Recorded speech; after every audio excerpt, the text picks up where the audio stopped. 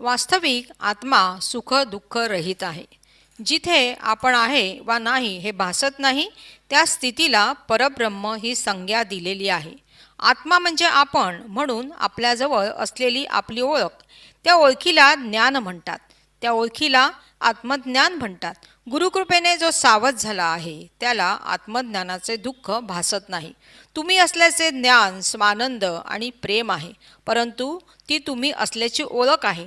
ही ओळख ओळखीमध्ये विराम पावते, त्याला कैवल्य म्हणतात. पण तुम्ही वापरता ती ओळख कायेची आहे. तुम्ही आपल्याला जरी देहाच्या ओळखीने मानता तरी ती ओळख देहासारखी नाही. ऐकलेल्या कल्पनांच्या आधारे जीव नाना तऱ्हेची सुखदुःखे भोगतायत.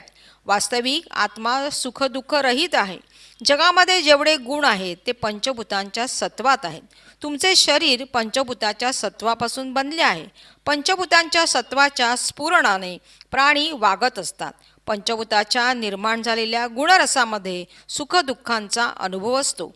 जिथे गुणरस सुप्तावस्थेत जातो तिथे सुखदुःख नसते. उदाहरणार्थ गाढ झोप आणि समाधी. पण ही सुखदुःखे शेवटी आत्म्यामध्ये विराम पावतात.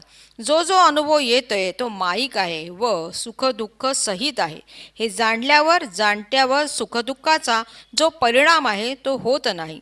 जगातला सर्व व्यवहार हा आपण असलेली जाणीव सहन व्हावी म्हणून केलेले उपचार आहेत. ज्यावेळी जे परवडले नि आवडले ते सुख, नाहीतर दुःख. जे एकाला महादुःख ते दुसऱ्याला महासुख असू शकते. म्हणून हे सर्व काल्पनिक आहे. यात खरे खोटे काही नाही. तुम्ही असल्याची जाणीव खरे खोटे रहित आहे. आपण असल्याची ओळख म्हणजे काय हे तुम्हाला सांगायला नको, पण तीच लक्षात घ्यायला महाग कठीण आहे. ओळखीला आकाराचे रूप देऊ नका, तेव्हाच तुम्हाला स्वसुखाचा अनुभव येईल.